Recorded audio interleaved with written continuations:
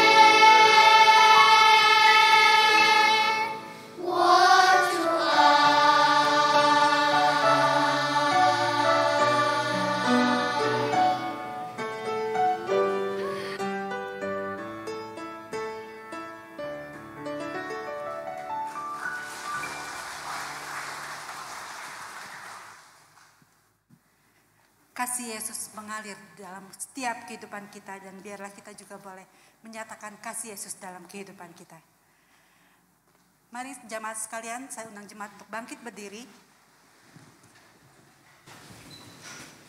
Mazmur 138 ayat 1 dan 2. Nyanyian syukur atas pertolongan Tuhan.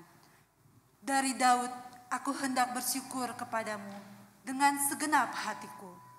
Di hadapan para allahku akan bermazmur bagimu. Aku hendak sujud ke arah bait-Mu yang kudus dan memuji namamu. Oleh karena kasih-Mu dan oleh karena kasih setiamu.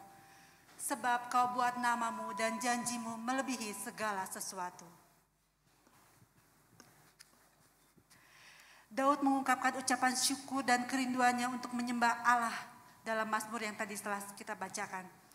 Biarlah saat ini kasih setia Allah juga terus membuat kita menaruh kagum dan hormat kita hanya kepada Dia. Mari saat ini bersama-sama kita akan naikkan pujian, syukur dan penghormatan kita hanya kepada Allah kita.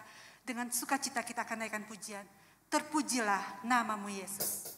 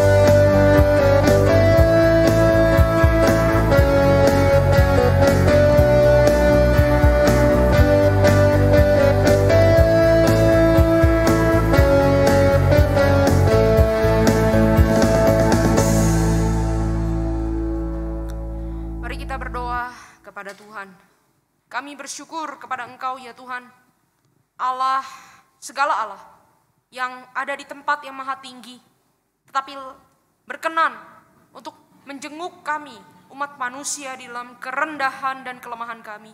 Bahkan Engkau mengundang kami untuk hadir di dalam rumah-Mu yang kudus pada pagi hari ini. Tuhan, kiranya Engkau menyiapkan setiap kami untuk boleh beribadah dengan layak kepadamu, beribadah dengan pantas kepadamu, beribadah dengan kesadaran bahwa Engkaulah satu-satunya penonton yang harus dipuaskan lewat ibadah kami. Biarlah kami menjadi penyembah-penyembah yang menyenangkan Engkau. Jemaat yang dikasihi Tuhan, ibadah kita pada hari ini dimulai dengan mengaku bahwa pertolongan kita datang dari Tuhan yang menjadikan langit, bumi, serta segala isinya, dan tidak pernah meninggalkan buatan tangannya. Turunlah kiranya atas saudara dan saya anugerah dan damai sejahtera, kasih karunia dan segala kebaikan dari Allah Bapa kita, Tuhan Yesus Kristus, di dalam persekutuan dengan Roh Kudus. Amin. Gloria Patri, holy, holy, holy.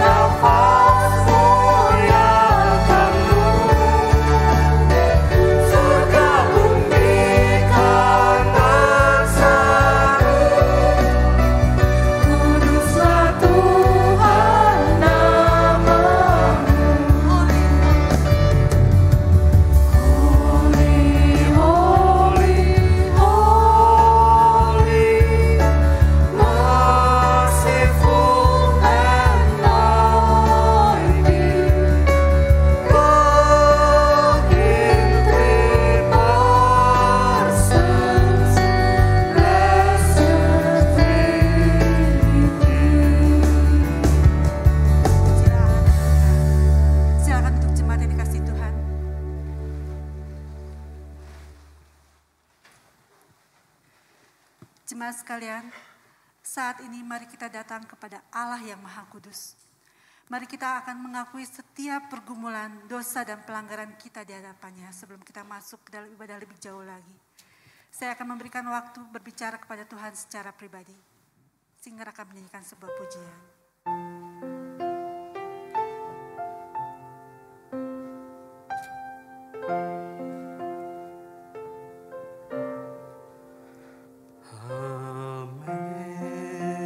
Amazing grace, how sweet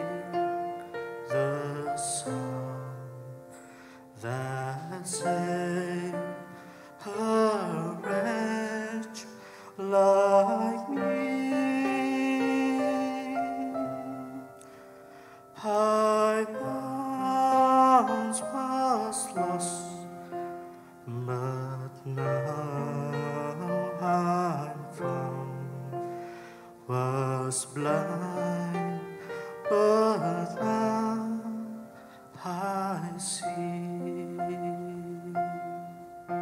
Ayat pengakuan dosa kita diambil dari Amsal 16 ayat 5 dan 6. Setiap orang yang tinggi hati adalah kekejian bagi Tuhan.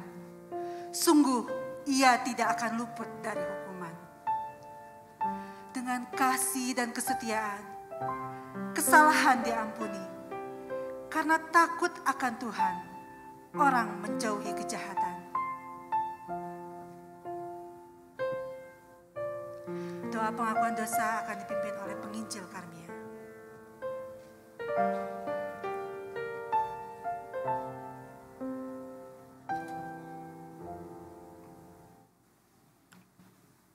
Mari kita berdoa.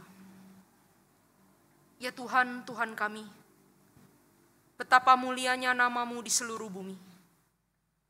Keagungan-Mu yang mengatasi langit dinyanyikan. Jika aku melihat langit-Mu, buatan jari-Mu, bulan dan bintang-bintang yang Kau tempatkan, apakah manusia sehingga Engkau mengingatnya? Apakah anak manusia sehingga Engkau mengindahkannya? Namun Engkau telah membuat kami hampir sama seperti Allah dan telah memahkotai kami dengan kemuliaan dan hormat. Engkau telah mengampuni kesalahan umat-Mu, telah menutupi segala dosa kami. Engkau telah menyurutkan segala gemas-Mu, telah meredakan murka-Mu yang menyala-nyala.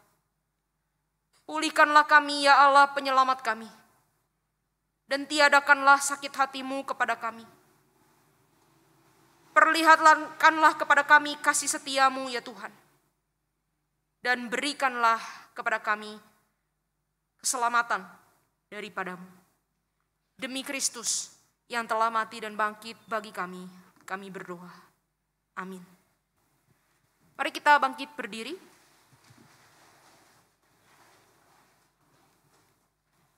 Berita anugerah pada hari ini diambil dari Mazmur pasal 25 ayat yang ke-14. Tuhan bergaul karib dengan orang yang takut akan Dia dan perjanjiannya diberitahukannya kepada mereka. Tuhan Yesus mengasihi saudara dan saya. Silakan untuk jemaat sekalian. Sungguh kita sungguh bersyukur memiliki Allah yang begitu mengasihi kita. Anugerah pengampunan yang diberikan bagi kita semua menjadikan kita layak untuk datang kepadanya. Sehingga pada saat ini mari kita bersama-sama juga memujikan, menaikkan pujian sangat besar anugerahnya. Saya minta yang wanita menyanyikannya terlebih dahulu.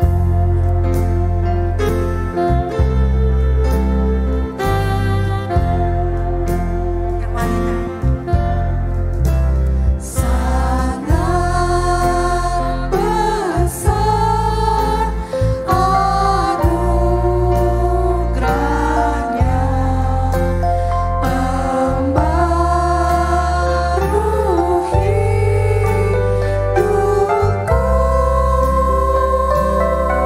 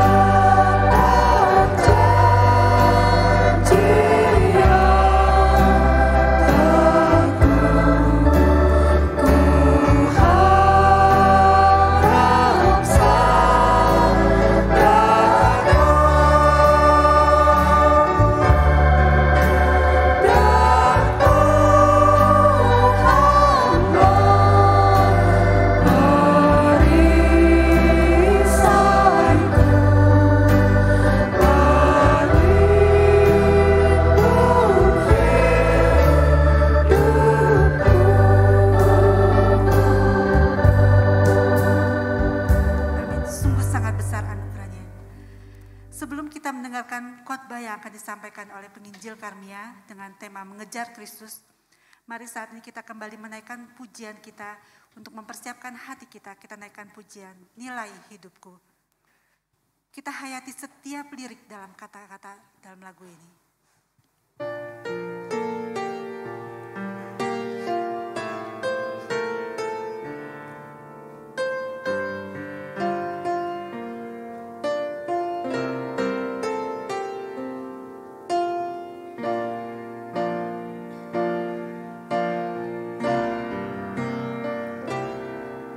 Salibmu membuka mataku, betapa berharga nilai hidupku. Menanggung semua dosaku, berikan hidupku, menggantikan diriku. Bukan karena perbuatanku, anugerah yang selamatkanku. Yesus, apa arti hidupku bila Kau tak berikan nyawamu? Yang terbaik tersedia bagiku, ku bersyukur atas kasih karunia-Mu. Mari coba kita bangkit berdiri, kita nyanyikan lagu ini dengan penuh kesungguhan. Salibmu Tuhan. Salibmu membuka mataku, betapa berharga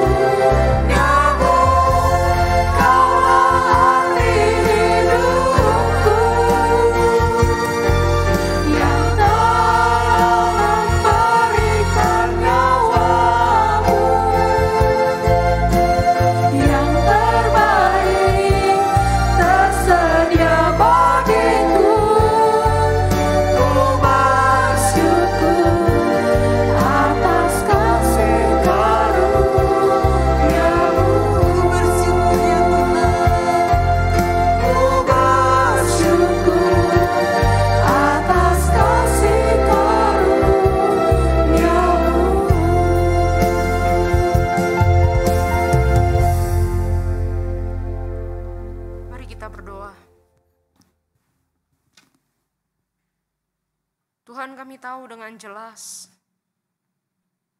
bahwa Engkau tidak harus memberikan dirimu buat kami. Bahkan seharusnya tidak memberikan dirimu buat kami. Karena kami adalah orang-orang yang berdosa, orang-orang yang lemah, orang-orang yang rapuh dan hancur, yang bahkan tidak bisa memberikan sesuatu apapun keuntungan bagi Tuhan. Setelah Tuhan menebus kami pun kami tidak bisa memberikan keuntungan bagi Tuhan. Tetapi ketika Engkau mau mencari kami, orang-orang yang terhilang, kami melihat ternyata ada kasih yang begitu besar, yang melampaui segala dosa, melampaui segala kerusakan, melampaui segala kecacatan. Cinta kasih yang tidak pernah gagal. Cinta kasih seperti inilah yang memberikan kami makna di dalam hidup, alasan untuk kami boleh terus menjalani hidup.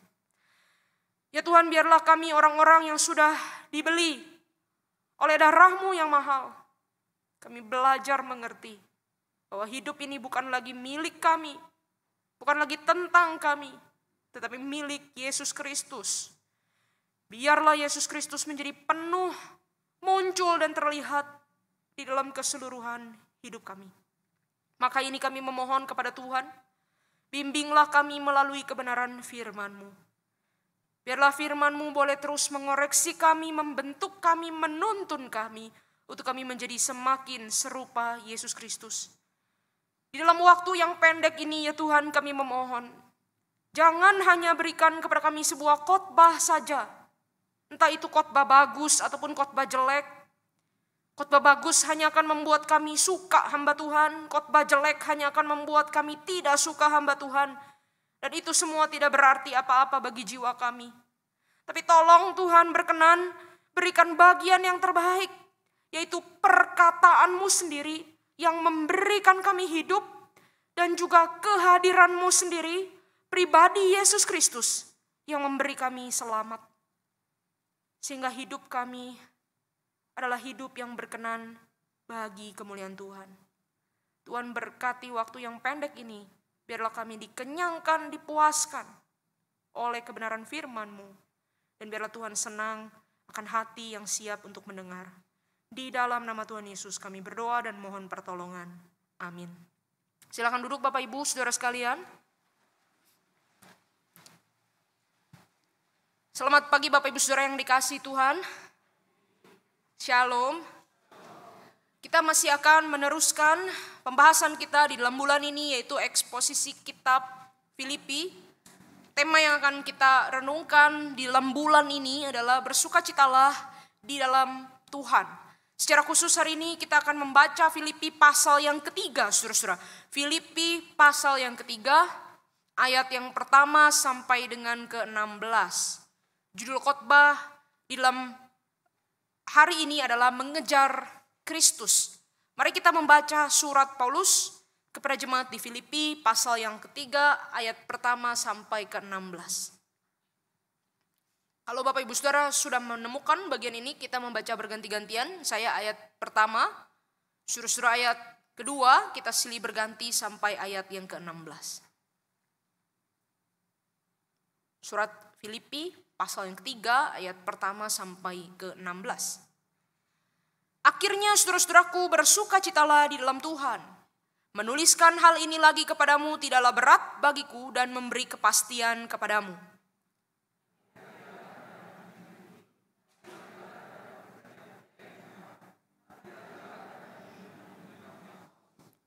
Karena kitalah orang-orang bersunat yang beribadah oleh Roh Allah dan bermegah dalam Kristus Yesus dan tidak menaruh percaya pada hal-hal lahiriah.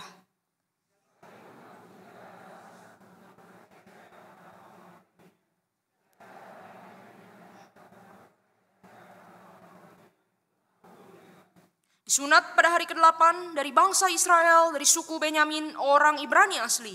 Tentang pendirian terhadap hukum Taurat, aku orang Farisi.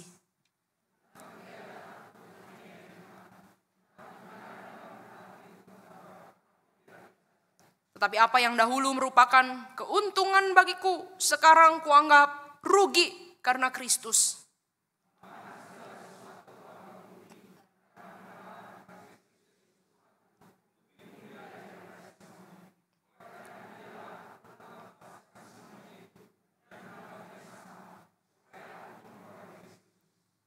berada di dalam Kristus bukan dengan kebenaranku sendiri karena mentaati hukum Taurat, melainkan dengan kebenaran karena kepercayaan kepada Kristus, yaitu kebenaran yang Allah anugerahkan berdasarkan kepercayaan.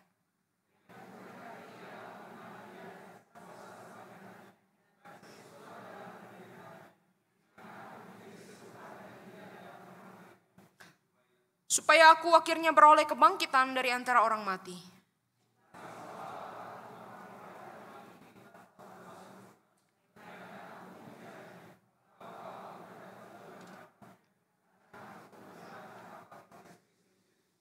Saudara-saudara, aku sendiri tidak menganggap bahwa aku telah menangkapnya.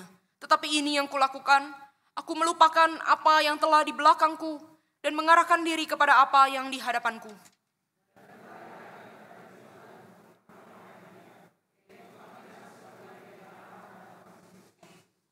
Karena itu marilah kita yang sempurna berpikir demikian.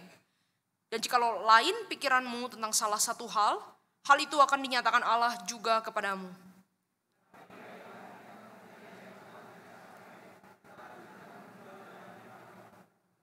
Sedemikian jauh pembacaan Alkitab, saya harap saudara-saudara tetap buka kitab suci saudara. Kita akan menggali ayat-ayat ini sambil merenungkannya.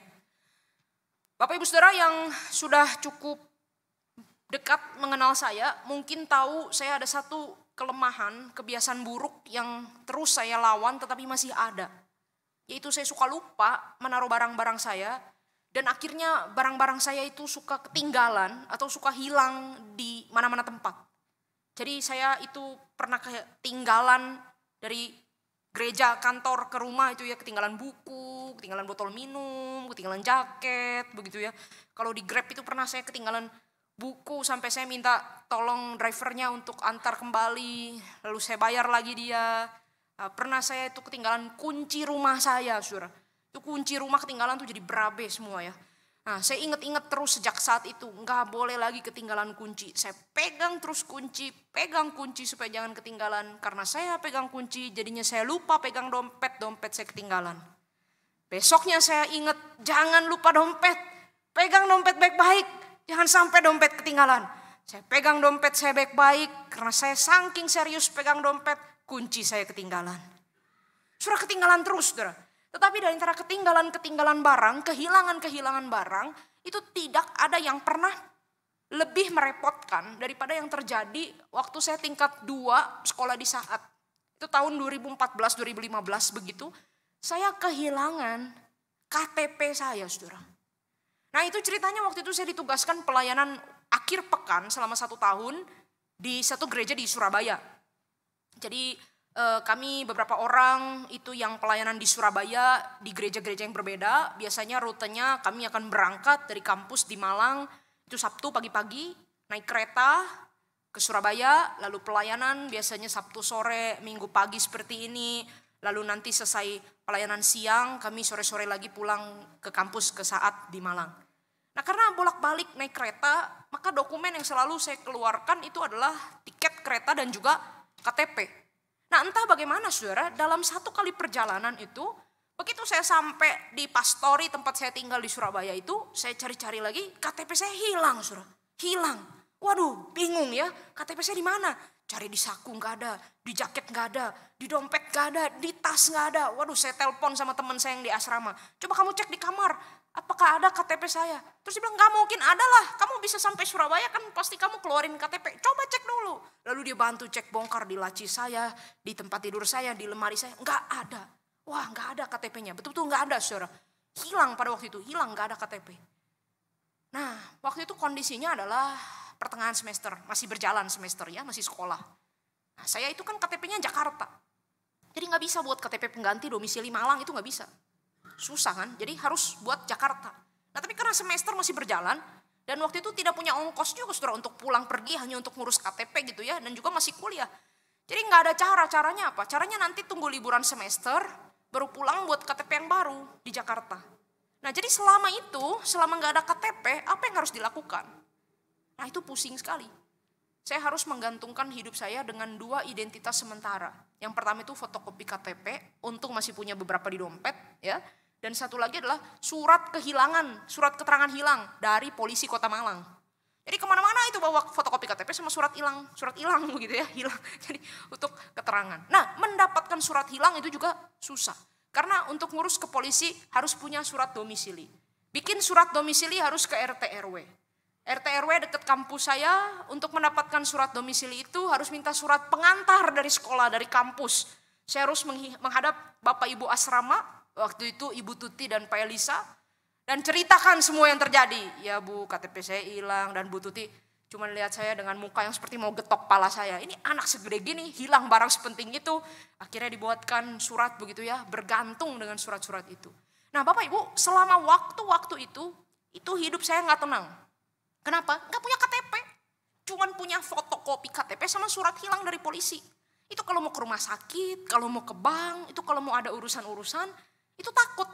Jangan-jangan bukti identitas ini tidak diterima. Nah nanti urusan jadi panjang. Saat itulah saya mengerti, repot sekali hidup kalau gak punya identitas yang firm, identitas yang pasti, identitas yang puguh gitu ya. Susah hidup itu, gak punya identitas. Bapak Ibu, problem kehilangan identitas, problem bingung dengan identitas, itu adalah problem yang kompleks di dalam hidup manusia. Tentu saja bukan hanya sebatas kehilangan kartu identitas seperti saya. Tetapi problem yang lebih mendalam, yang lebih mendasar adalah ketika seseorang hidup jadi manusia, dia tumbuh melewati tahun-tahun hidupnya, tampilannya seperti orang dewasa menjalani hidup, pekerjaan, bahkan juga berumah tangga, bahkan melayani Tuhan, tapi tidak tahu identitas dirinya. Tidak tahu sebenarnya dia itu siapa. Siapakah saya ini? Untuk apa saya ada? Kenapa saya diciptakan? Apa makna dari semua hal yang saya lakukan? Gak tahu. Sehingga hidup berjalan, hari-hari terus dilalui, tapi pertanyaan itu terus seperti sesuatu yang menggerogoti di dalam batin dan jiwanya, dan terus membuat kita kebingungan, membuat kita tidak punya pijakan yang tepat. Orang-orang seperti ini sangat mudah diombang-ambing oleh situasi hidup, baik itu situasi hidup yang sangat tinggi sekali maupun situasi hidup yang sangat rendah sekali. Tidak tahu identitasnya, tidak tahu siapa sebenarnya dirinya, tidak tahu jati dirinya. Mungkin Bapak Ibu dan saudara sekalian berkata, oh ini mah pergumulan anak remaja. Ini masalahnya anak remaja, masanya anak remaja mencari identitas. Masa saya sudah lewat, saya tidak cari identitas lagi. Betul, masanya bisa lewat, waktunya bisa lewat. Tapi pertanyaan saya, apakah masalahnya sudah terselesaikan? Apakah pertanyaan-pertanyaan di dalam diri itu tentang identitas kita sudah terjawab, sudah terisi? Banyak orang hanya melewati masa dan waktu. Jadi dewasa, tetapi jauh di dalam hatinya tetap tidak tahu siapa dirinya yang sebenarnya. Bapak Ibu, untuk membangun identitas kita di hadapan diri kita sendiri dan di hadapan publik, kita seringkali mencoba membangun diri, membangun citra kita berdasarkan hal-hal yang kelihatan di dunia ini. Hal-hal materi, hal-hal yang disebut lahiriah di dalam teks ini. Hal-hal apakah itu? Minggu lalu kita sudah belajar, Bapak Pendeta Chandra Gunawan membahasnya di dalam pasal 3 ayat 19. Ada di situ dikatakan, orang-orang yang fokus hidupnya hanya hal-hal yang ada di dunia ini saja. Fokusnya kepada hal-hal yang material. Tuhan mereka adalah perut mereka, kemuliaan mereka adalah aib mereka, dan fokus pikiran perhatiannya hal-hal yang ada di dunia. Membangun identitas berdasarkan apa yang saya bisa miliki, apa yang saya bisa capai, apa yang saya bisa pegang, apa yang saya bisa kuasai di dalam dunia ini. Membangun identitas berdasarkan uang, berdasarkan kekayaan, berdasarkan harta milik. Merasa diri itu lebih aman kalau punya aset yang lebih banyak lagi, ekspansi jangkauan yang lebih luas lagi, mendaki prestasi yang lebih tinggi lagi. Kalau tadinya saya pengusaha nomor 17, tahun depan saya harusnya pengusaha nomor 3, kira-kira begitu ya. Tahun depan lagi pengusaha nomor 1 di bidang saya. Ya kita suka membangun identitas atas apa yang kita miliki, atas apa yang kita punya. Sehingga fokus yang kita cari dalam hidup ini adalah hal-hal yang tampak di luar. seberapa saya bisa memakmurkan diri, seberapa saya bisa semakin dikenal orang, bagaimana saya bisa mendapatkan hormat, respek yang lebih banyak daripada orang-orang di dalam jangkauan saya. Atau kita membangun identitas diri kita bukan dari apa yang kita miliki, tapi dari apa yang kita lakukan, dari apa yang kita capai. Umur 18 sudah masuk perguruan tinggi yang favorit, ya. Semester 1, semester 2, semester 3, IP-nya itu tinggi sekali, predikatnya bagus terus begitu ya, aktif di himpunan, jadi bintang kampus ya, predikat yang kita banggakan, sesuatu yang saya lakukan. Ya. Atau kita bisa juga mendasarkan identitas kita pada hubungan kita dengan orang lain. Jadi kalau ditanya siapakah saya, jawabannya saya itu siapanya siapa. Jadi nggak pernah bisa menjawab siapakah kamu, nggak bisa menjawab saya adalah, nggak bisa, tapi saya adalah siapanya siapa. Misalnya saya adalah ponakannya Sri Mulyani misalnya gitu ya. Jadi harus menempelkan nama kita dengan nama orang lain. Karena apa? Karena kita sendiri nggak tahu siapakah kita. Kalau semua atribut eksternal itu dicabut, apa yang kita miliki dicabut, apa yang kita lakukan dicabut, dengan siapa kita melekat, berasosiasi itu dicabut, lalu ditanya siapakah kamu? Saya juga nggak tahu saya siapa. Hidupnya rapuh sekali dan hidupnya goyah. Surah kita menamakan orang-orang seperti ini adalah orang-orang dunia. Mungkin mereka adalah orang-orang yang tidak kenal Tuhan, belum percaya Kristus, makanya orientasinya hidupnya dunia, orientasinya hidupnya diri sendiri, hanya untuk pencapaian, kebanggaan, kemuliaan diri. Kita menganggap orang-orang seperti ini pasti binasa, tidak masuk surga, tidak mendapat bagian dalam kerajaan Allah. Kenapa? Karena tidak percaya Yesus. Bagi orang Kristen, kita tahu secara ideal di dalam kitab suci bahwa identitas kita adalah gambar dan rupa Allah, bukan? Kita diciptakan segambar dan serupa dengan Yesus Kristus. Kita diciptakan untuk membangun hubungan relasi yang dekat, intim dengan Yesus, menikmati persekutuan kasih dengan Yesus. Kita merasa orang-orang dari jenis pertama yang tadi saya sebutkan, orang-orang dunia, itu adalah orang-orang yang tidak masuk hitungan di dalam kerajaan Allah. Ini adalah orang-orang yang lahiriah. Ya, kalau istilah di dalam pasal 3 itu ayat yang ke-3 dan ayat yang ke-4 itu di situ dipakai hal-hal lahiriah ya. Tetapi kalau terjemahan yang mungkin lebih sederhana dan mudah kita mengerti itu adalah kedagingan ya, flesh. Orang-orang yang hidupnya itu dari kedagingannya, orang-orang daging, manusia daging ya, yang berdasarkan kedagingannya. Hawa nafsu sendiri, ambisi sendiri, keinginan sendiri. Dan kita berpikir kita yang Kristen, kita mah bukan manusia daging, kita lebih baik, kita manusia rohani, bukan lahiriah tapi batiniah, ya, bukan duniawi tapi spiritual. Buktinya apa? Buktinya orang lain hari Minggu buka toko, saya ke gereja. Orang lain kasih persembahan kepada Tuhan itu tidak rutin, ya, cuman kalau pembangunan gedung saja. Saya rutin, setiap bulan sekali saya perpuluhan. Orang lain kasih persembahan kepada Tuhan itu kalau ada maunya. Kalau dia mau sesuatu minta tolong Tuhan, nah dia kasih agak besar sedikit. Tapi kalau saya enggak, saya udah rutin. Ada mau enggak ada mau saya kasih kepada Tuhan. Orang lain kalau pelayanan itu kayak taruhan sama Tuhan. Kalau anaknya masuk perguruan tinggi negeri, nanti saya pelayanan dah, saya mau jadi pengurus ya. Tapi Tuhan tolong kabulkan doa saya, anak saya diterima, nanti saya mau pelayanan. Termasuk anak-anak remaja udah mulai begitu saudara. Ya, satu anak remaja itu ngomong, "Ci, doain ya. Kalau saya diterima di sekolah ini, saya mau pelayanan musik." Waduh. Jadi udah mulai sama mindsetnya begitu ya.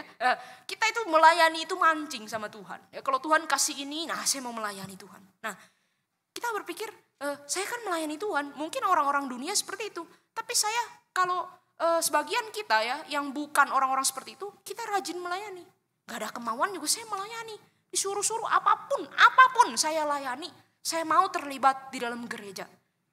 Jadi di satu sisi ada kelompok orang yang kita pandang, oh ini mah orang lahiriah, orang daging, orang dunia. Sementara di sisi lain kita mungkin orang-orang yang terbiasa bergereja, kita akan melihat diri kita, enggak, kita mah bukan daging, kita mah bukan lahiriah, kita orang rohani.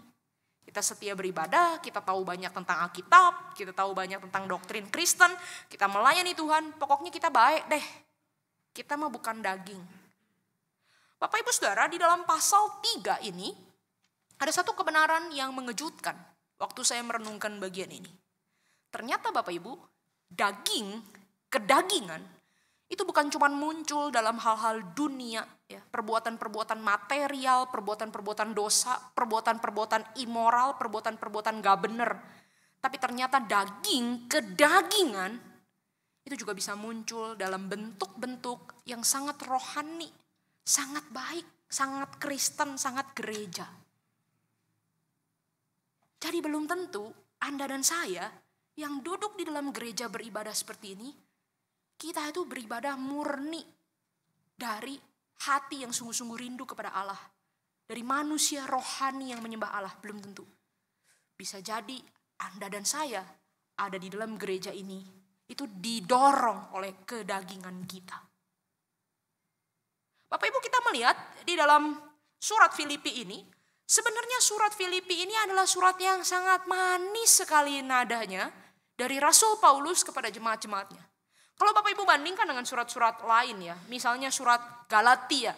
Bapak Ibu baca surat Galatia ya, kalau Bapak Ibu nanti baca di rumah, itu nadanya tuh keras sekali. Dari awal keras, gak ada sayang-sayang, gak ada dilembut-lembutin, gak ada pujian-pujian.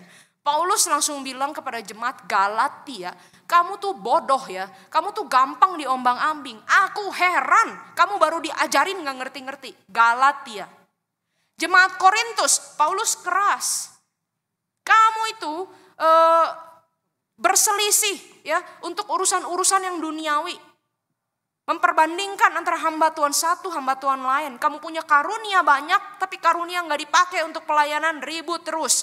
Di dalam jemaat tidak menjaga kekudusan hidup. Itu Korintus.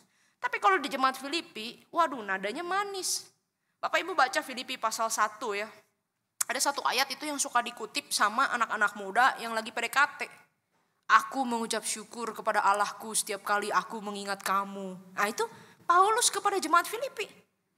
Aku bersyukur karena persekutuanmu dengan berita Injil dari hari pertama sampai sekarang. Kamu sangat bertumbuh. Bahkan minggu lalu kita dengar Paulus sebutkan jemaat Filipi itu sukacitaku, mahkotaku, kebanggaanku. Kalau umpama pelayanan hamba Tuhan itu dilihat hasilnya itu dari orang-orangnya. Ini ada orang-orang yang benar nih murid dia. Jemaat Paulus itu hasil yang jemaat Filipi itu hasil yang Paulus bisa banggakan. Ini ada hasil saya orang Filipi. Suka memberi meskipun hidup mereka tidak terlalu makmur. Suka menolong Paulus yang sedang menderita kesusahan. Jadi mood di dalam surat ini tuh mood yang bahasa yang dekat, bahasa yang manis, bahasa yang penuh kasih begitu.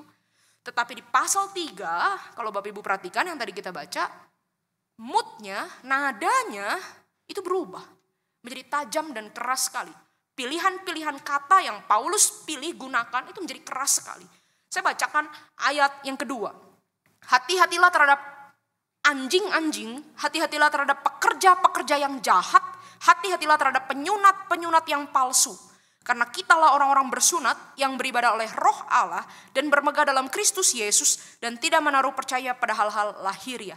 Di ayat kedua dia sebut 3 kali dengan 3 istilah. Hati-hati terhadap apa? Anjing-anjing, pekerja-pekerja yang jahat, penyunat-penyunat yang palsu. Ini ngomongin siapa? Paulus itu lagi ngomong kepada jemaat Filipi. Ini yang disebut anjing-anjing, pekerja-pekerja jahat, penyunat-penyunat palsu. Ini adalah orang-orang Yahudi, sekelompok orang-orang Yahudi.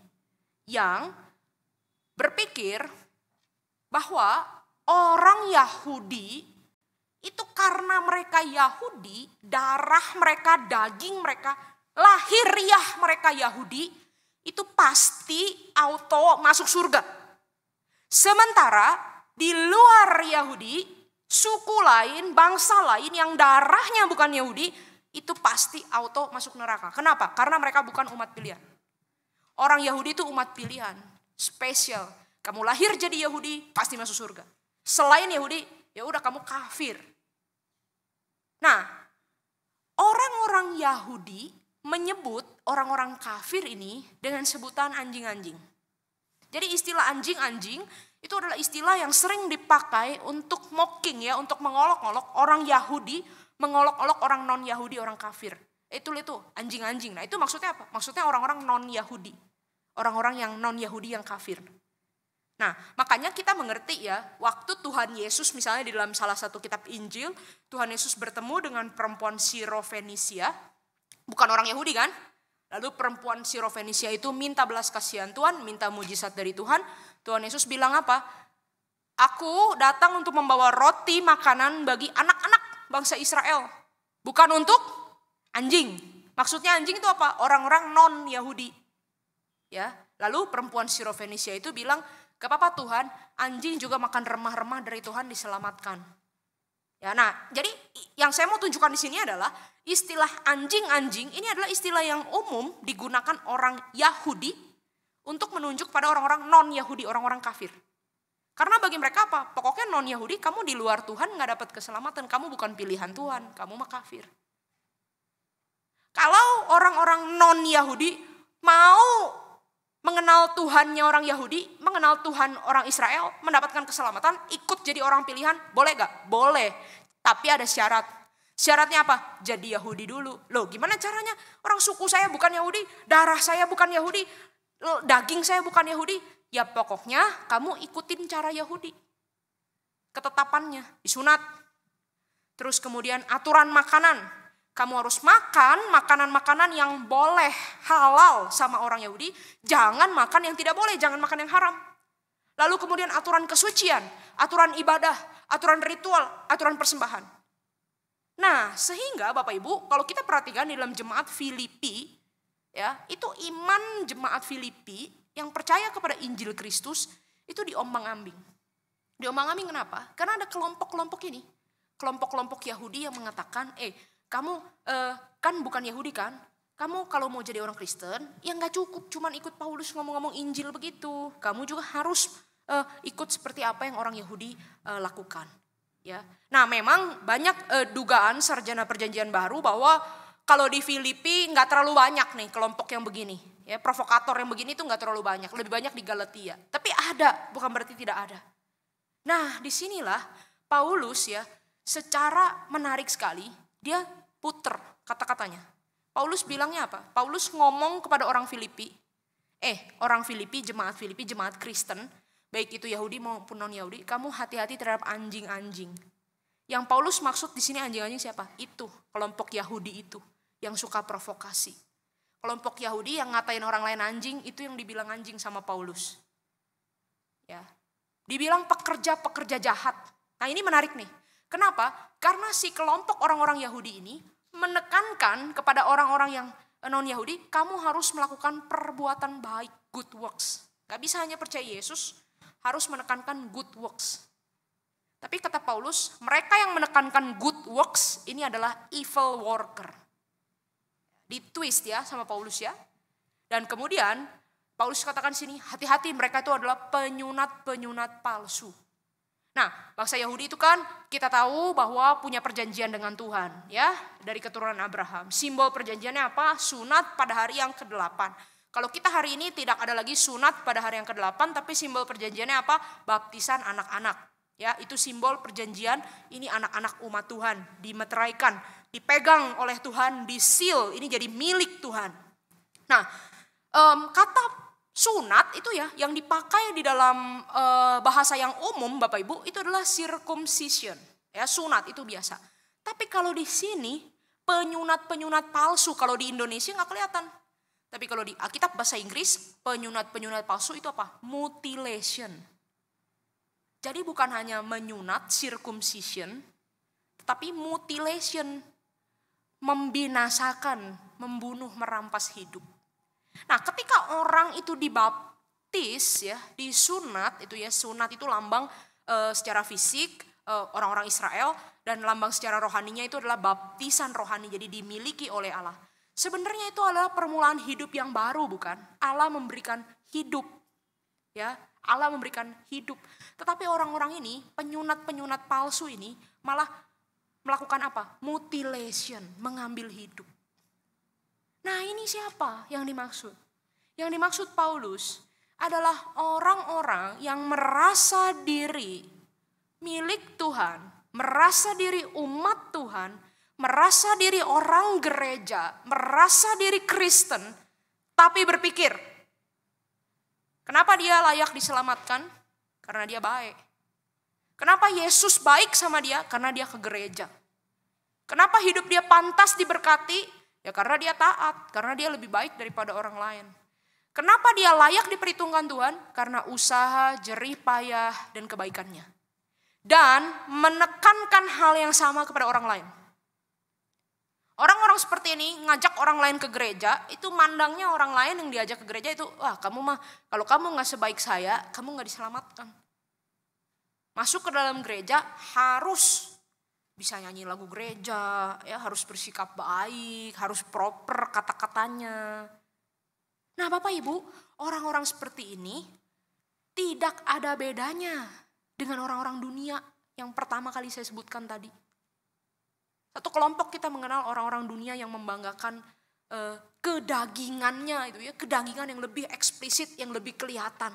Ya, hidup menuruti hawa nafsunya, seneng-seneng, pesta pora, cari kekayaan, cari kepuasan diri, cari kesenangan, pokoknya yang penting gimana saya seneng. Makan, minum, lalu nanti kita mati. Saya gak mau pikirkan orang lain. You only live once, nikmati hidupmu. Satu kelompok kedagingan. Tapi ada juga kelompok ternyata kedagingan rohani. Nah menarik ya, istilahnya paradoks. Apa itu kedagingan rohani? Masuk gereja, ikut kebaktian, ikut pelayanan, ya, aktif. Tahu banyak lagu-lagu gereja. Kosakatanya itu fasih, kosakata Kristen, ya, Shalom, haleluya, Hosana, Maranatha, puji Tuhan. Fasih gitu. Main game orang lain WTF, dia mah GBU, fasih. Kosakatanya rohani. Melayani itu giat sekali. Tetapi tidak ada Kristus di dalamnya. Hanya mengandalkan apa yang memuaskan dirinya sendiri. Kedagingan juga, tapi dibungkus hal yang rohani. Kelihatannya lebih baik, tapi sebenarnya sama aja, sama-sama kosong. Dua kelompok ini, kalau dicabut semua apa yang dia miliki, lalu ditanya, siapakah engkau? Siapa identitasmu? Enggak tahu. Tanpa pelayananmu, tanpa jabatan di gereja, tanpa status, tanpa aktivitas-aktivitas rohani, siapakah engkau? Enggak tahu. Bingung juga dengan identitas dirinya. Nah, Paulus katakan orang-orang yang seperti ini berbangga untuk hal-hal yang salah. Berbangga untuk hal-hal yang salah. Berbangga karena Kristen, karena orang gereja, karena sudah lama ikut Tuhan, karena tahu teori doktrin, ya, tahu banyak hal, bisa jawab yang susah-susah. Tapi dikatakan itu berbangga pada hal yang salah. Kenapa? Karena tidak ada Kristus. Dan Paulus bilang, kamu kalau mau bangga-banggaan soal begitu-begituan, ayo bangga-banggaan sama saya. Minggu lalu Pendeta Chandra sudah sempat singgung sedikit ya. Kata Paulus, saya ini orang Israel asli. Asli, bukan campuran. Suku Benyamin. Benyamin itu adalah suku yang masuk ke tanah perjanjian. Dari antara suku-suku lain yang mati di padang gurun. Benyamin masuk ke tanah perjanjian. Lalu suku Benyamin itu suku Raja Saul. Suku raja pertama orang Yahudi. Orang Israel. Jadi suku yang keren ya. Bukan suku yang sembarang-sembarang. Aku disunat pada hari ke-8. Tentang hukum Taurat. Aku perfect. Itu dari kecil. Mungkin Paulus itu kalau sekolah minggu hafal ayat juara terus. Gurunya belum selesai tanya, dia udah jawab. Sampai teman-teman yang lain udah males jawab deh. Udah pasti dia terus yang menang. Jago sekali. Tentang melakukan hukum Taurat, aku tidak bercacat. Ngelihat orang yang beda sedikit kepercayaannya sama dirinya, ngelihat pengikut Yesus, itu dianggap kafir. Pengikut Yesus dibunuh-bunuhin. Tentang kegiatan, aku penganiaya jemaat. Paulus katakan kalau mau bangga-banggaan sama saya, soal-soal yang begitu, gak ada yang ngalahin saya. Dan di bagian lain kalau Bapak Ibu Saudara melihat identitas Paulus sebenarnya lebih superior lagi. Dia katakan saya ini dididik oleh rabi yang sangat terkenal namanya Gamaliel. Terkenal sekali. Ya, itu kalau di zaman sekarang itu seperti murid satu pendeta yang sangat besar gitu ya. Kalau saya katakan pada Bapak Ibu, saya murid Billy Graham gitu ya. Wah, pasti sangat dihormati gitu ya. Lalu misalnya Paulus katakan, aku ini keluarga negaraan Roma. Dia punya segala hal, status lahir ya, yang bisa dibanggakan. Baik secara duniawi seperti orang yang tidak kenal Tuhan, maupun secara seperti orang-orang kegerejaan gitu ya, yang bisa dikenal Tuhan, yang bisa dikenal orang. Secara prestisius penampilan rohaninya juga baik. Tapi Paulus katakan apa? Kalau itu semua tanpa Kristus, dia katakan itu semua yang dahulu aku anggap untung, di ayat 7, sekarang semua itu aku anggap kerugian. Dan di ayat 8, dia tulis semua itu identitasku, stiker-stiker, label-label di dalam diri saya, label emas, label perak, orang Israel, suku Benyamin, Kristen, lakukan Taurat, pembunuh orang-orang kafir, itu semua dikatakan sampah. Kata yang dipakai di sini sampah. Tapi kalau Bapak Ibu baca, sampah ini sopan ya, sopan di Indonesia. Kalau Bapak Ibu baca bahasa Yunaninya asli, itu kata yang dipakai itu kotoran manusia. Saya nggak berani ngomongnya, Bapak Ibu ngomong sendiri. Tapi itu kata yang dipakai. Apa yang kita banggakan dalam hidup kita? Pekerjaan, status sosial, lama-lamaan kenal Tuhan, lama-lamaan pelayanan, pernah kepake jadi apa saja di pelayanan, pernah kenal sama siapa saja di dunia ini, pernah punya apa saja. Kalau tidak ada Kristus, itu semua sampah. Bagi saya Bapak Ibu, saya juga bisa bikin list seperti Paulus. Saya Kristen dari kecil, sekolah minggu sejak TK. Suka sekali ikut nyanyi-nyanyi lagu gereja ya, selalu pelayanan kalau Natal dan Paskah, dapat hadiah stiker paling banyak kalau ayat hafalan dan absen. Tidak pernah buat masalah di kelas. Ya. Anak yang baik dari SD sampai SMA. Setelah lulus SMA menyerahkan diri jadi hamba Tuhan, masuk ke seminar yang baik, lulus S1 dengan nilai yang baik, pelayanan di gereja yang baik, pelayanan saya tidak ada masalah. Saya suka mengajar, suka berkhotbah, suka melayani orang. Lulus S2 di umur 27 dengan nilai yang baik. Tapi kalau tidak ada Kristus, sampah.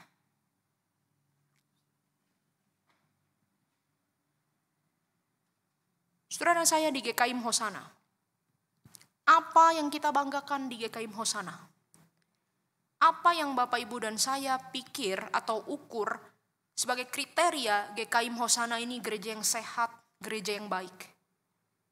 GKIM Hosana ini gereja yang membuka ibadah onsite paling nomor 1. Ya, semua gereja yang lain belum, kita duluan. Sekarang sudah 3 ibadah, ada ibadah sore. Gereja orang lain gak ada ibadah sore. Gereja GKIM Hosana adalah gereja yang menjunjung tinggi ajaran yang lurus. Doktrin reform dari tradisi Injili. Menekankan pengajaran. Tidak bisa sembarang orang melayani. Harus ada pembinaan. Gereja GKIM Hosana, gereja yang ibadahnya berpusatkan Kristus. Tidak untuk menyenangkan konsumen, tapi untuk melayani Tuhan. Lagu-lagu yang dipilih berkualitas. Hamba Tuhan dan pengurus berdedikasi. Gereja GKIM Hosana melayani jangkauan usia yang luas. Dari anak-anak sampai remaja, sampai dewasa, sampai lansia. Punya banyak sekali bidang pelayanan. GKIM Hosana bermisi di dalam dan di luar kota. Sampai ke ujung-ujung pulau. Tapi kalau tidak ada Kristus, mohon maaf Bapak Ibu saya harus katakan, sampah.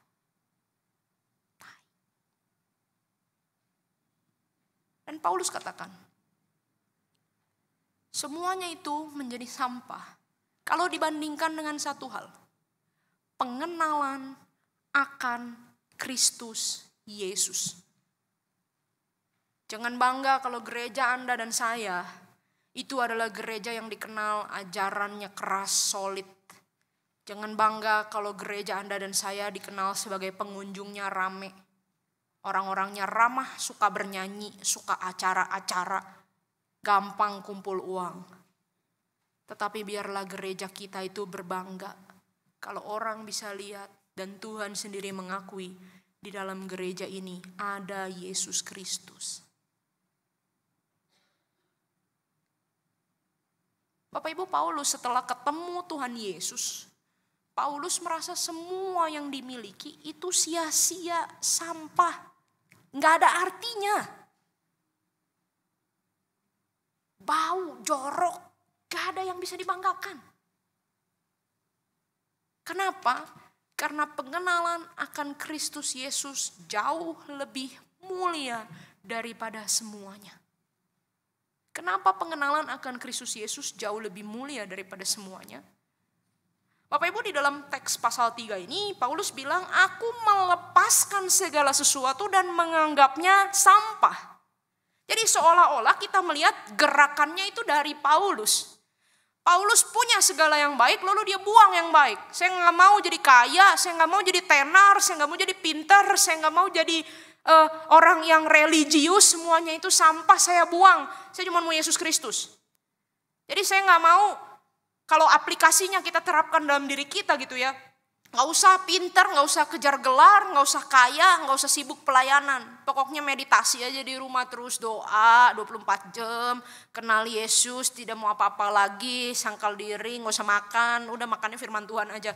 Surah salah besar kalau memahami seperti itu. Surah di dalam teks pasal 3 ini kita lihat gerakannya itu bukan dari Paulus sebenarnya. Di dalam keseluruhan surat Filipi ada satu teks yang menjadi sentral, menjadi pusat. Nanti sore Bapak Ivan khotbahkan ini di dalam KU3. Pasal 2 ayat ke-5 sampai 11. Pasal 2 ayat yang ke-5 sampai 11 itu katakan begini. Jadi kalau Bapak Ibu lihat bangunan surat Filipi ya, pusat yang sentral pasal 2 ini dan bagian-bagian yang lain itu mengelilinginya. Nah, pasal 2 ayat 5 sampai 11 itu mengatakan apa? Mengatakan satu lagu, satu puisi, satu him tentang Yesus Kristus. Yesus Kristus itu apa? Yesus Kristus itu dalam rupa Allah, dia adalah Allah, tapi tidak menganggap kesetaraan Allah, kesetaraannya dengan Allah itu sebagai milik yang harus dipertahankan. Tapi dia kosongkan dirinya, dia datang ke dalam dunia jadi manusia dan taat melayani sebagai hamba, bahkan taat sampai mati di atas kayu salib. Bapak Ibu lihat gerakan yang Paulus lakukan di sini. Yesus Kristus adalah Allah. Tidak menganggap kesetaraan dengan Allah itu sebagai milik yang harus dipertahankan, melainkan kosongkan diri. Jadi manusia datang ke dunia, taat melayani sebagai hamba, melayani sampai mati di atas kayu salib. Gerakan turun dari tingkat yang paling tinggi sampai tingkat yang paling rendah. Kenapa kok Yesus mau melakukan hal ini? Jawabannya satu. Untuk mengejar saudara dan saya. Orang-orang binasa, orang-orang buangan, orang-orang yang hidupnya seperti sampah. Tetapi dicari dan dicengkeram oleh Kristus. Itulah Paulus bilang, kalau ada orang mengasihi saya seperti ini, apalagi yang bisa saya banggakan dalam hidup saya? Semua hal yang ada dibandingkan satu pribadi ini sampah, gak berarti. Sebaliknya saya punya semua hal di dunia ini, gak punya satu pribadi ini, gak ada arti hidup saya. Itu seperti yang dikatakan di dalam kitab Injil. Buat apa seorang punya seisi dunia tapi kehilangan nyawanya karena tidak ada Kristus di dalam nyawanya. Saudara, kalau saya mengatakan di dalam khotbah ini, saudara, untuk saudara mencari identitas saudara jangan lahiriah dengan kedagingan dunia ya. Jangan saudara hidup berdasarkan materialisme, berdasarkan sekularisme, berdasarkan nilai-nilai dunia. Jangan jadi orang dunia. Ya, tapi juga jangan jadi orang religius, jangan jadi orang gereja. Nah, jadi orang Kristus aja. Saudara usaha deh cari Kristus supaya saudara mirip Kristus, supaya saudara taat pada Kristus. Apa bedanya? Sama aja. Saudara juga mencari Kristus dengan usaha sendiri, bukan? Tetapi poin kita di sini, kalau saudara dan saya mau mengejar Kristus, itu bukan mencari Kristus dengan usaha kita sendiri. Bukan bertarak menolak dunia ini, ya, gak mau menikmati segala karunia yang sudah Tuhan miliki. Jadi orang antisosial, jadi orang aneh, gak boleh kaya, gak boleh pinter, gak boleh sekolah, gak boleh kerja punya jabatan tinggi. Saya tidak katakan itu. Tetapi kalau saudara mengejar Kristus maksudnya apa? Maksudnya adalah saudara belajar menghayati, menyadari. Kita belajar menghayati, menyadari. Hidup ini bukan tentang apa yang saya lakukan. Bukan tentang apa yang saya punya. Tapi tentang apa? apa yang Kristus buat bagi saya. Apa yang Kristus buat bagi saya. Mari bilang sama kiri kanan Bapak Ibu, hidup bukan tentang yang kita buat, tapi tentang yang Kristus buat. Bilang sama kiri kanan Bapak Ibu biar gak ngantuk. Hidup bukan tentang yang kita buat, tetapi apa yang telah Yesus buat bagi kita. Waktu kita masih berdosa, Dia mati bagi kita. Waktu engkau dan saya musuh Allah, Dia mencari kita. Kitab Yesaya katakan, waktu di atas kayu salib itu, semua penyakit kita ditanggungnya, luka-luka kita ditanggungnya, bilur-bilur dosa kita dipikulnya, hukuman kita ditanggung Dia sampai Dia gak mau dilihat orang. Mukanya jelek, bau, gak ada yang mau lihat. Yesus di atas salib itu jadi sampah. Untuk apa? Untuk mencari saudara dan saya yang adalah sampah. Dia jadikan harta yang sangat berharga di hatinya. Kenapa kok kita hidup? Masih maunya peluk-pelukin sampah-sampah kita. Sampah kekayaan, sampah prestasi, sampah agama, sampah ketenaran. Dan kita tidak mengindahkan Yesus. Saya rindu kita semua menjadi jemaat yang mengejar Kristus. Gereja yang mengejar Kristus. Bukan karena apa yang saya punya, bukan karena apa yang saya lakukan, tapi karena yang telah Kristus buat bagi saya. Dia telah mencari kita, membeli kita dengan darah yang mahal, supaya engkau dan saya beroleh selamat. Saudara, orang yang orientasinya mengejar Kristus, yang tahu bahwa saya ini kalau gak ada Kristus sampah saya ini gak berguna. Semua yang saya punya tuh sampah kalau gak ada Yesus. Maka orang seperti ini akan lakukan apapun untuk Yesus. Bukan justru jadi pasifis, gak mau pelayanan, diam-diam aja. Kan katanya pelayanan salah, nanti sosok religius, itu kedagingan lahiriah. Gak akan berpikir seperti itu. Tapi orang-orang seperti ini justru akan jadi Paulus yang sudah ketemu Yesus. Apa Paulus yang ketemu Yesus? Aku ingin mengenal Dia dan bersekutu dalam penderitaannya. Sampai saya menderita itu saya pengen gabung ngerasain penderitaan Tuhan Yesus. Saya mau lakukan apapun untuk Yesus. Paulus yang dulu sama Paulus yang sudah bertobat. Semangatnya berapi-apinya melayani Tuhan sama-sama kuat. Tapi bedanya yang satu itu sampah, gak ada Kristus, gak ada arti, kosong. Tapi setelah ketemu Yesus, seluruh hidupnya, semangatnya untuk Yesus Kristus. Orang-orang yang sudah ada Kristus di dalam hidupnya berorientasi mengejar Kristus, akan cari uang dengan sungguh-sungguh, bukan untuk perut, tetapi untuk Tuhan. Studi setinggi-tingginya. Anak-anak muda Kristen yang kenal Yesus sungguh-sungguh tidak akan jadi stagnan di dalam perkuliahan, tetapi akan tanggung jawab dengan studi. Ingin jadi excellent di dalam bidangnya. Untuk apa? Bukan untuk portofolio, CV diri sendiri, tetapi untuk Yesus Kristus. Bagaimana kalau saya bisa membawa Kristus di dalam bidang ini, mengubah bidang ini dengan terang cinta kasih Kristus. Orang-orang seperti ini kalau melayani akan menjadi orang yang sangat giat sekali, militan sekali.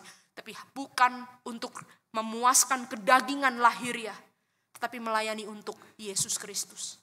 Karena hidupnya bukan miliknya lagi, tetapi milik Kristus. Semua yang ada di dalam hidupnya milik Kristus. Saudara, saya rindu sekali gereja kita bukan hanya dikenal sebagai gereja yang banyak aktivitas atau kuat pengajaran doktrin atau menjangkau banyak hal, melakukan banyak hal. Tapi biarlah gereja kita dikenal sebagai gereja yang mengejar Kristus. Dan ini harus dimulai dari saudara dan saya. Apa yang kita cari selama ini? Apa pengejaran terbesar dalam hidup kita? Apa yang kita harus punya? Kalau nggak punya ini kita kayak mau mati. Yang kita akan sangat sengsara sekali kalau ini diambil daripada kita. Kristus atau bukan? Saudara, mari terus mengingatkan diri kita tentang karya besar yang telah Yesus lakukan bagi kita. Dia telah membeli kita dengan darah yang mahal dan harganya telah lunas dibayar. Kita yang tidak layak, kita yang tidak bisa beri keuntungan apa-apa buat dia. Tapi dia bilang kepada kita, aku mengasihi engkau. Kita yang adalah sampah. Tapi dia katakan, engkau berharga di mataku dan mulia. Aku mau engkau. Dia mengejar kita dari surga datang ke dunia. Saudara, kalau Yesus menjadikan saudara dan saya begitu berharga menjadi miliknya. Saudara, apa di dalam dunia ini yang bisa jauh lebih indah daripada dekat-dekat dengan Yesus, mengasihi Yesus, memuliakan Yesus. Hari ini, mari lihat ke dalam hati dan hidup kita. Apa sih yang masih kita kejar? Yesus atau bukan? Hari ini Yesus berkata, aku mengejar engkau. Maukah engkau ditemukan di dalam aku? Mari setiap orang tunduk kepala dan berdoa.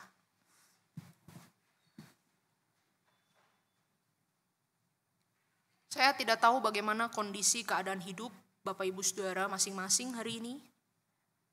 Tapi mari kita merenungkan satu pertanyaan. Apa yang menjadi pengejaran utama dalam hidup kita saat ini? Apakah Kristus atau yang lain? Bagi engkau dan saya yang pelayan gereja, mari tanya, apa yang saya kejar dalam pelayanan saya? Kristus atau yang lain?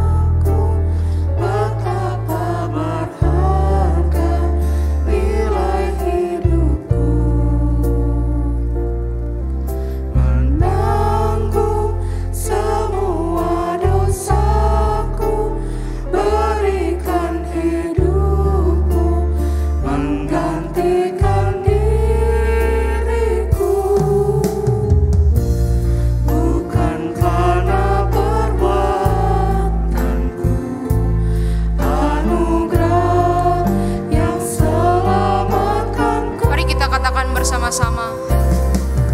Yesus, apa arti hidupku bila kau tak berikan nyawamu yang terbaik tersedia bagiku. Ku bersyukur atas kasih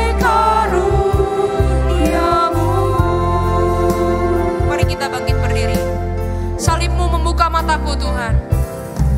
Salib-Mu membuka mataku, betapa berharga nilai hidupku.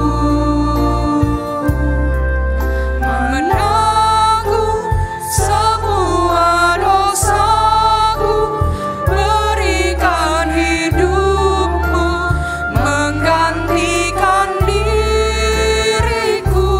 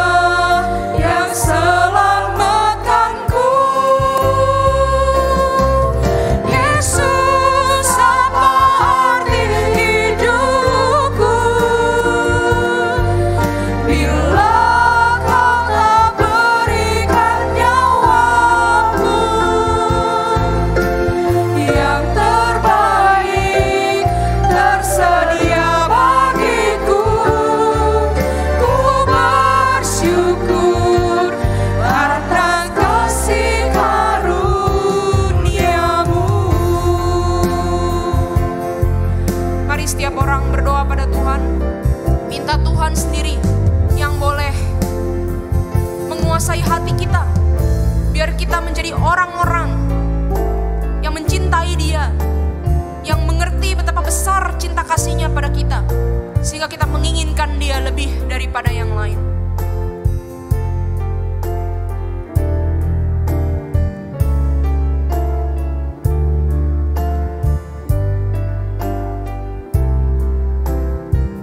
Jangan mengejar kesia-siaan, tetapi kejarlah harta yang terbaik, yaitu Yesus Kristus. Yesus, Kaulah arti hidupku. Yesus, Kaulah arti hidupku,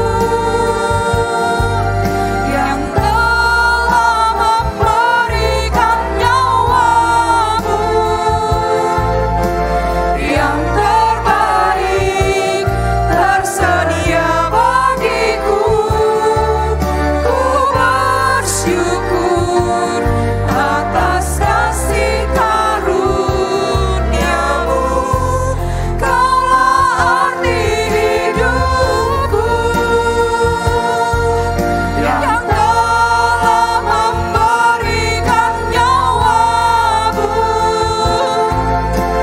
yang terbaik tersedia bagiku. Ku bersyukur atas kasih karunia-Mu.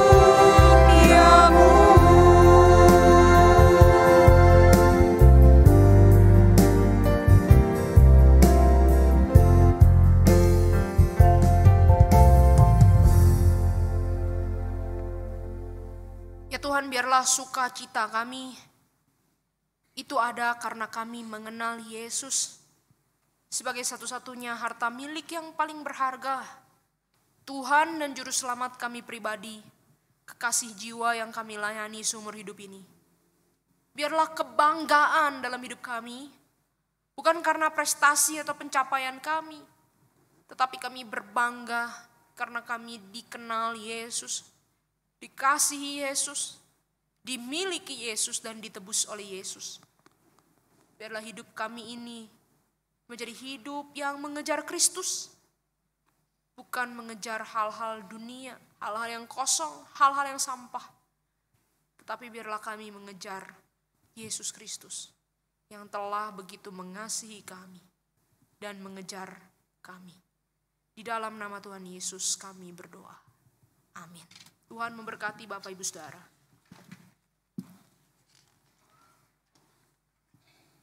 Kita masih tetap berdiri. Saat ini mari kita bersama-sama dengan gereja di sepanjang abad dan tempat.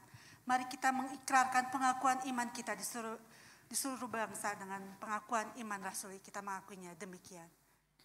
Aku percaya pada Allah, Bapa yang Maha Kuasa, Khalik langit dan bumi, dan kepada Yesus Kristus anaknya yang tunggal Tuhan kita, yang dikandung dari Roh Kudus, lahir dari anak darah Maria, yang menderita sengsara di bawah pemerintahan Pontius Pilatus, disalibkan, mati dan dikuburkan, turun ke dalam kerajaan maut, pada hari yang ketiga bangkit pula dari antara orang mati, naik ke surga, duduk sebelah kanan Allah, Bapa yang Maha Kuasa, dan dari sana Ia akan datang untuk menghakimi orang yang hidup dan yang mati.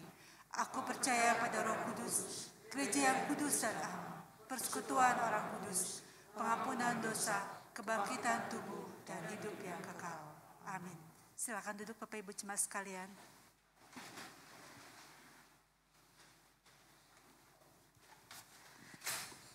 Saat ini mari kita menyatakan rasa syukur kita atas segala kasih karunia yang Tuhan sudah berikan dalam kehidupan kita dengan kita memberikan persembahan syukur kita. Buat jemaat yang hadir di gedung gereja dapat memasukkannya ke dalam amplop atau men-scan barcode yang ada di belakangnya. Dan juga untuk jemaat yang ada di rumah boleh men-scan barcode yang ada maupun men-transfer di layar yang tersedia. Saat ini kita akan mengiringnya dengan satu pujian. Kecaplah dan lihatlah. Mari kita dengan sukacita kita merasakan kasih Tuhan.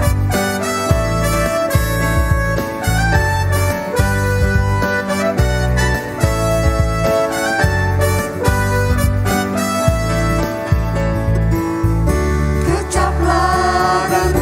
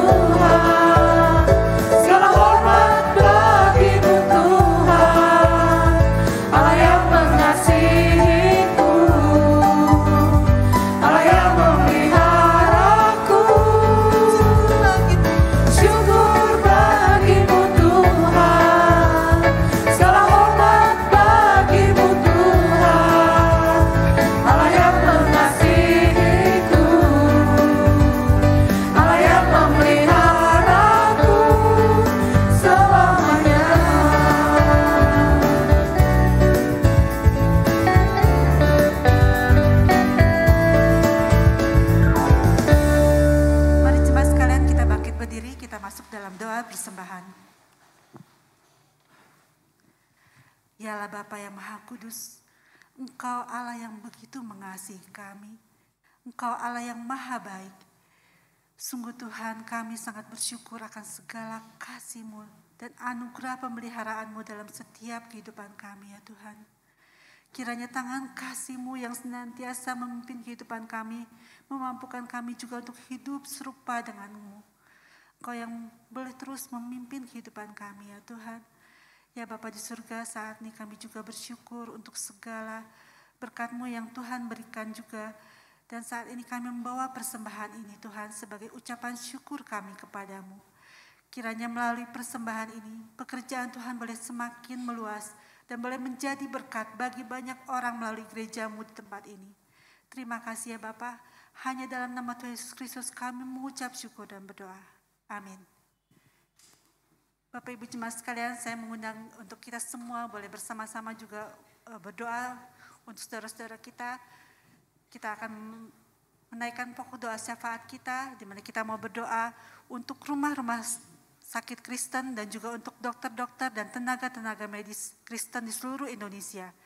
Kiranya Tuhan yang boleh terus memberikan kesehatan, ketahanan, dan perlindungan dalam menjadi perpanjangan belas kasihan Tuhan bagi mereka yang sakit. Kita akan buka suara bersama-sama, mari kita berdoa. Ya Allah Bapa dalam surga, sungguh Tuhan saat ini kami mau berdoa juga Tuhan untuk rumah-rumah sakit, juga untuk dokter-dokter dan tenaga-tenaga kesehatan, terutama mereka sebagai anak-anak-Mu Tuhan, boleh menjadi saluran berkat, perpanjangan kasih Tuhan, yang boleh memakai apa yang sudah mereka tekuni, boleh menjadi berkat buat mereka yang sakit, sehingga mereka juga yang sakit boleh dihiburkan, boleh dikuatkan, dan terlebih lagi juga boleh menjadi satu kesaksian hidup Tuhan, sehingga mereka yang belum percaya boleh percaya pada Engkau dan boleh mengenal Engkau ya Tuhan. Engkau yang boleh memakai Tuhan untuk rumah sakit dan Kristen ini Tuhan. Kami percaya Tuhan, Engkau sendiri yang boleh menyatakan kasih-Mu juga boleh terpancar melalui anak-anak-Mu ini Tuhan. Engkau yang boleh memakai dan memberikan juga ketahanan, kekuatan, kesehatan buat mereka yang melayani di bidang kesehatan ini. Sungguh Tuhan, kami serahkan semua ini hanya dalam nama Yesus Kristus kami mengucap syukur. Amin. Untuk menutup ibadah kita sebelum berkat yang akan disampaikan oleh Pendeta Chandra Gunawan, mari saat ini kita kembali menaikkan pujian dan penyembahan kita hanya kepada Allah Tritunggal kita. Kita katakan, ku mau memuji-Mu.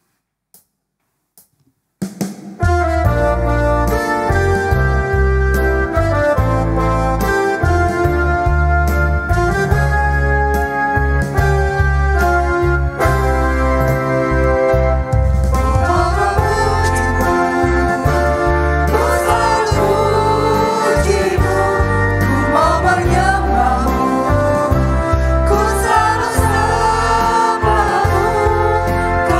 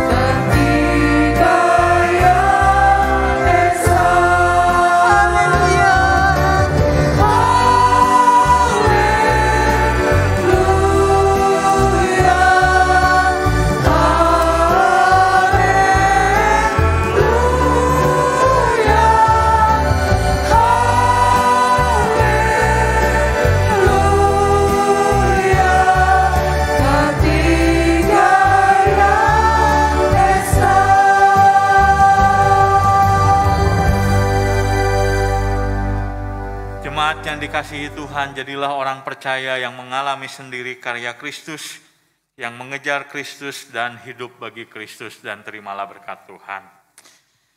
Tuhan memberkati engkau dan melindungi engkau. Tuhan menyinari engkau dengan wajah-Nya dan memberi engkau kasih karunia. Tuhan menghadapkan wajah-Nya kepadamu dan memberi engkau damai sejahtera. Amin.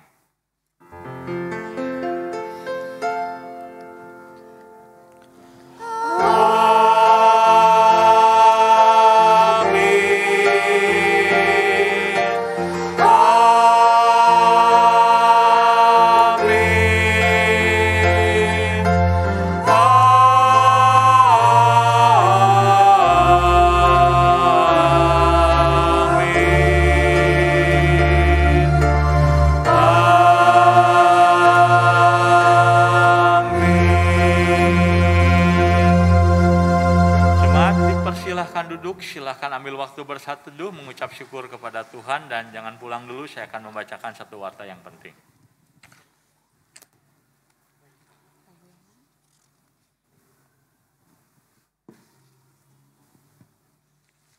Amin. Jemaat yang dikasihi Tuhan, ada satu hal yang ingin saya sampaikan terkait dengan ibadah di GKIM Hosana. Jadi saya perlu mengingatkan sekali lagi bahwa di GKIM Hosana mulai bulan September ini telah diadakan 3 kali ibadah. Ibadah yang pertama kita menyebutnya sebagai classical worship, di mana ibadah yang pertama ini ibadah yang lebih tradisional dengan musik yang lebih tradisional, dengan pujian juga yang lebih tradisional.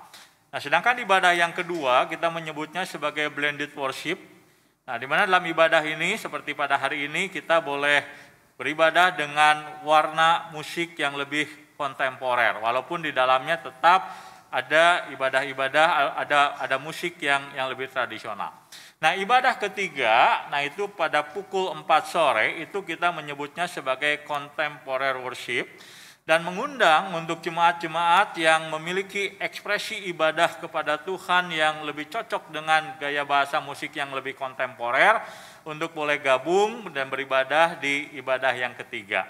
Nah, jadi diharapkan setiap jemaat dapat beribadah kepada Tuhan sesuai dengan ekspresi musiknya, sehingga ibadah menjadi bukan hanya sekedar memuliakan Tuhan, tapi juga membangun setiap orang yang beribadah kepada Tuhan. Itu saja yang saya sampaikan. Untuk warta yang lain, jika ada silakan disampaikan oleh Ibu Novi. Tuhan saya minta kesabarannya sebentar untuk Bapak Ibu sekalian. Saya akan membacakan hanya 2 warta saja. Namun sebelum saya membacakan warta, apakah ada yang baru pertama kali hadir di tempat ini boleh bangkit berdiri? Silakan. Apakah ada yang baru pertama kali hadir? Oke, selamat datang buat Bapak Ibu sekalian. Kiranya boleh belum mempunyai tempat ibadah yang tetap, boleh kembali beribadah di tempat ini. Yang pertama, warta yang akan saya bacakan adalah tentang berita hamba Tuhan. Selamat kepada penginjil Hoteli Hermanto STH yang telah menyelesaikan studi MTH di STT Amanat Agung Jakarta dan telah diwisuda pada tanggal 10 September kemarin.